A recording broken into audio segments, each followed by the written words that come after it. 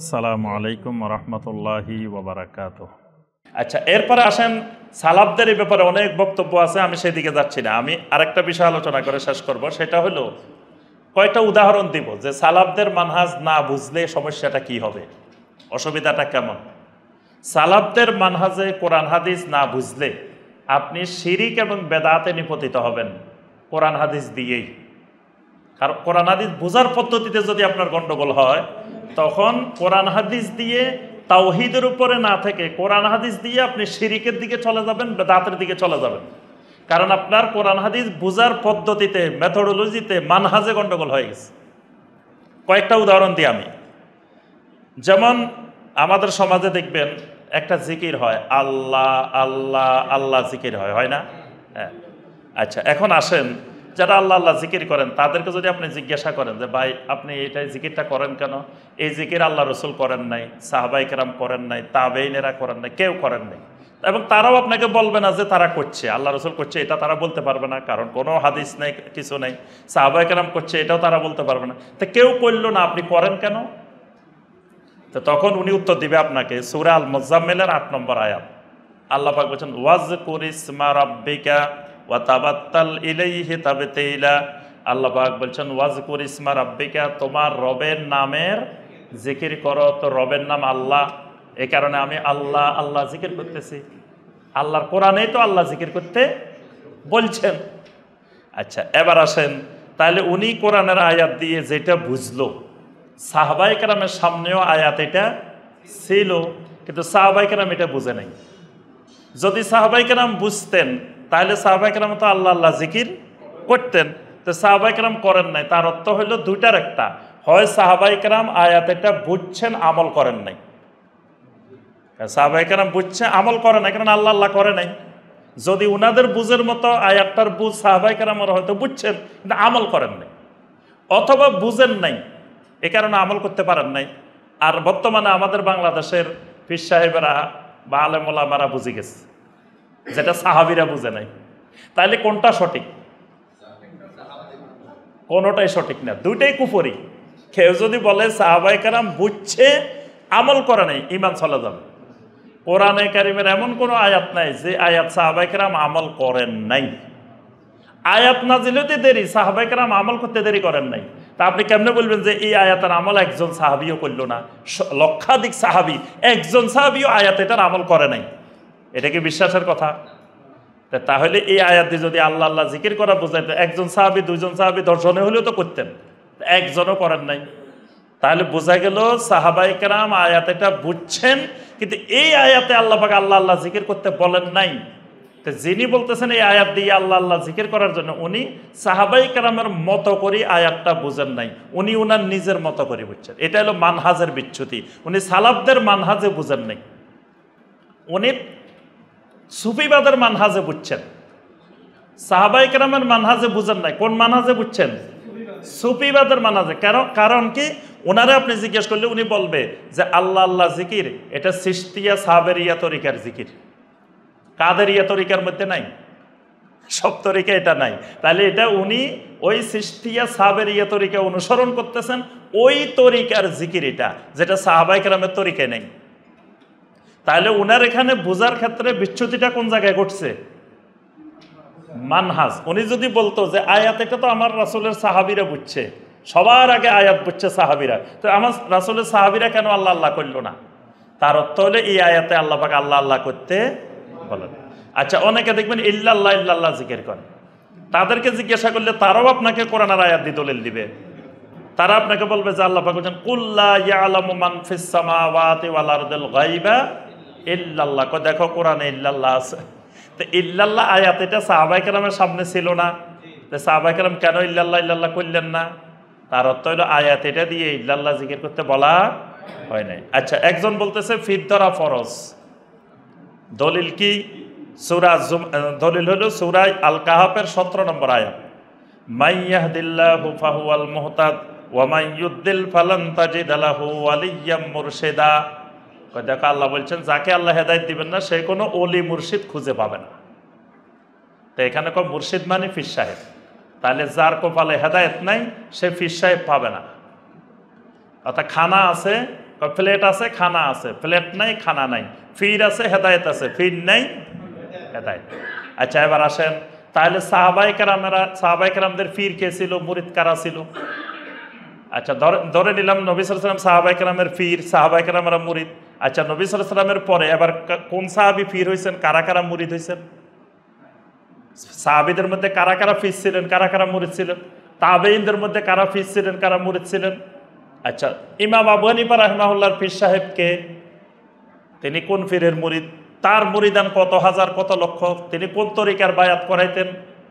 তাহলে বোঝা গেল ইমাম আবু হানিফা রাহিমাহুল্লাহ, ইমাম শাফি, ইমাম মালিক, ইমাম আহমদ সহ ইমাম বুখারী, মুসলিম এদের কারো ফিরও ছিল না, মুরিদও। তাহলে তারা সবাই এই আয়াতের আমলটা করতে পারেন নাই। কেন করলেন না? তারা কি আয়াত এটা বুঝেন নাই? তাহলে এই আয়াতে আল্লাহ রাব্বুল আলামিন ফির ধরার কথা বলেন নাই। যিনি বলছেন উনি যদি সাহাবায়ে কেরামের মানহাজে আয়াতটা বুঝতেন, তাহলে সাহাবায়ে কেরামের মানহাজে বুঝলে এই ব্যাখ্যা দিতে পারতেন না। তো ওনার ব্যাখ্যাটা বিকৃত হওয়ার কারণ সালাফদের মানহাজে উনি কোরআন না বোঝার কারণে। আচ্ছা তারপরে কেউ কেউ বলতেছেন ঈদে মিলাদুন নবী পালন করা ফরজ। হ্যাঁ, দলিল কি? সূরা ইউনূসের 58 নম্বর আয়াত, আল্লাহ পাক বলেন কুল বিফাদলিল্লাহি ওয়া বিরহমাতিহি ফাবিযালিকা ফালিয়াফরাহু। দেখবেন রবিউল আউয়াল মাস আসলে এটা একবারে জোরে সোরে সব জায়গায় আলোচনা করে আল্লাহ কোরআনে বলছে ঈদে মিলাদুন নবী পালন করার জন্য। তো এখানে এই আয়াতে যদি ঈদে মিলাদুন নবী পালন করার কথা বলা হইতো, তো সাহাবায়ে কেরামরা ঈদে মিলাদুন নবী পালন করতেন না? কি করতেন না? তাবেঈনে কেরাম করতেন, তাবেঈনে কেরাম। তাহলে 600 হিজরি পর্যন্ত পৃথিবীতে কেউ করলেন না। তার অর্থ হলো 600 হিজরি পর্যন্ত সাহাবায়ে কেরাম, তাবেঈনে কেরাম, তাবেঈনে কেরাম, আইম্মায়ে কেরাম, মুহাদ্দিসিনে কেরাম সবাই আয়াত এটার আমল করেন নাই। তার অর্থ হলো এই আয়াত দিয়ে যে ব্যাখ্যাটা দেওয়া হচ্ছে, এই ব্যাখ্যাটা বিকৃত ব্যাখ্যা, এই ব্যাখ্যাটা সঠিক ব্যাখ্যা না। তো এই ব্যাখ্যাটা বিচ্যুত হলো কেন? ওই মানহাজের বিচ্যুতির কারণে।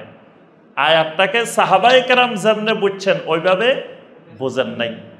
আচ্ছা কেউ কেউ বলে যে রাসূল সাল্লাল্লাহু আলাইহি ওয়াসাল্লাম নূরের তৈরি।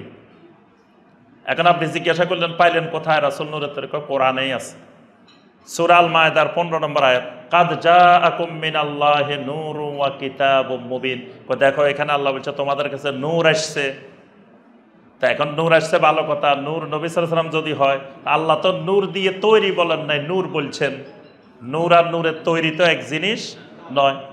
আমাদের দেশে একবার আপনার মসজিদে নববীর একজন সম্মানিত ইমাম আসছিলেন, খতিব আসছিলেন একবার, পল্টন ময়দানে উনি আলোচনা করছিলেন।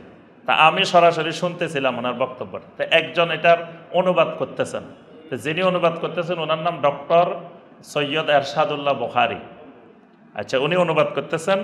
তো ওই আরবি যিনি খতিব সাহেব উনি বলতেছেন ওই নবী সাল্লাল্লাহু আলাইহি ওয়াসাল্লামের উপরে দরুদ ও সালাম যিনি মানবতার জন্য নূর, যিনি নূর বলতেছেন। তো এবার উনি অনুবাদ করার সময় বলতেছে দেখেন আমরা খালি বাংলাদেশে বলি না যে রাসূল নূরের তৈরি, আজকে মসজিদে নববীর ইমামও বলতেছেন যে আল্লাহ রাসূল নূরের তৈরি। কি মিথ্যাবাদী, লানাতুল্লাহি আলাল কাযিবিন। নবী ওই খতিব বলেও বলেন নাই যে নবী সাল্লাল্লাহু আলাইহি ওয়াসাল্লাম নূরের তৈরি। আর উনি অনুবাদ করার সময় কত বড় খেয়ানত করে জনগণকে বুঝাইতেছে যে দেখেন উনিও বলছে নূর, উনি বলছে নূর। তো নূরের ব্যাপারে তো পৃথিবীর কারো দ্বিমত নাই, সবাই জানে নবী সাল্লাল্লাহু আলাইহি ওয়াসাল্লাম নূর। কারণ নবী সাল্লাল্লাহু আলাইহি ওয়াসাল্লামের নূর দ্বারা আল্লাহ পাক শিরিককে উৎখাত করেছেন, তাওহীদকে কায়েম করেছেন, এটাই তো নূর। তাহলে এই যে আয়াতটা, এই আয়াত দিয়ে যে ব্যাখ্যা দেওয়া হচ্ছে এটা হলো মানহাজের বিচ্যুতি, আয়াত বুঝার বিচ্যুতি। তারপরে এভাবে মানে যতগুলো শিরিক বেদাত আছে আমাদের দেশে দেখবেন প্রত্যেকটা শিরিক বেদাতের সাথে এখন সবাই আয়াত দিয়ে দিয়ে দলিল দেয়, হাদিস দিয়ে দিয়ে দলিল দেয়। এটা সবচেয়ে ভয়ঙ্কর ফিতনা। এক সময় মানুষ শিরিক করতো, বেদাত করতো দলিলবিহীন, আর এখন কি করছে প্রত্যেকটা শিরিকের সাথে কোরআনের আয়াত লাগাই দেওয়া হয়েছে, প্রত্যেকটা বেদাতের সাথে কোরআনের আয়াত লাগাই দেওয়া হয়েছে, হাদিস লাগাই দেওয়া হয়েছে। ওই আয়াত এবং হাদিসগুলো যদি গভীরভাবে আপনি লক্ষ্য করেন, নিরপেক্ষভাবে যদি আপনি গভীরভাবে লক্ষ্য করে দেখেন, দেখবেন যে এই আয়াতের সাথে তার এই আকীদার, তার এই আমলের কোনো দূরতম সম্পর্কও নেই। আর এটা দেখবেন যে সাহাবায়ে কেরাম আয়াতটা দ্বারা কি বুঝছে, তাবেঈনে কেরাম কি বুঝছে, তো দেখবেন যে এই বুঝ তারা কেউ বুঝেন নাই। এটাকেই বলা হয় সালাফদের মানহাজ। এই সালাফদের মানহাজ না মানলে, মানে সালাফদের বুঝ বাদ দিয়ে যদি আমি নিজের মতো করে কোরআন বুঝি, নিজের মতো করে হাদিস বুঝি, নিজের মতো করে দিন বুঝি, নিজের মতো করে আমল বুঝি, তাহলে আমাকে অবশ্যই শিরক এবং বেদাতের দিকে ধাবিত হওয়া লাগবে। আজকে দেখবেন কিছু পথভ্রষ্ট মানুষ আহলে কোরআন নাম দিয়ে হাদিস অস্বীকার করে কুফরির দিকে ধাবিত হচ্ছে, ঈমান হারা হয়ে যাচ্ছে, সুস্পষ্ট কুফরি। যে কেউ যদি বলে যে আমি নবী সাল্লাল্লাহু আলাইহি ওয়াসাল্লামের হাদিস মানি না, তো সে হাদিস মানে না, সেই কোরআন বুঝতে হলে কোরআনটা কার মতো বুঝবে? সে কি নিজে নিজে বুঝবো? কোরআনটা সাহাবায়ে কেরামের মতো বোঝা লাগবে, সাহাবায়ে কেরাম যেমনি বুঝছেন সেভাবে বুঝতে হবে। তো সে যদি হাদিসে না মানে, তাহলে সাহাবায়ে কেরামের বুঝ সে পাবে কোথায়? সাহাবায়ে কেরামকে যদি সে অনুসরণ না করে, সাহাবায়ে কেরামের মতো না বুঝে, তাহলে কোরআন সে বুঝতে পারবে না। আর নবী সাল্লাল্লাহু আলাইহি ওয়াসাল্লাম হলেন কোরআনে কারীমের ব্যাখ্যাদাতা। আল্লাহ পাক নবী সাল্লাল্লাহু আলাইহি ওয়াসাল্লামকে দায়িত্ব দিয়ে দিয়েছেন। সূরা নাহলের 44 নম্বর আয়াতে আল্লাহ পাক বলেছেন, ওয়া আনসালনা ইলাইকা যিকরা লিতুবাইয়িনা লিন-নাসি মা নুজিলা ইলাইহিম।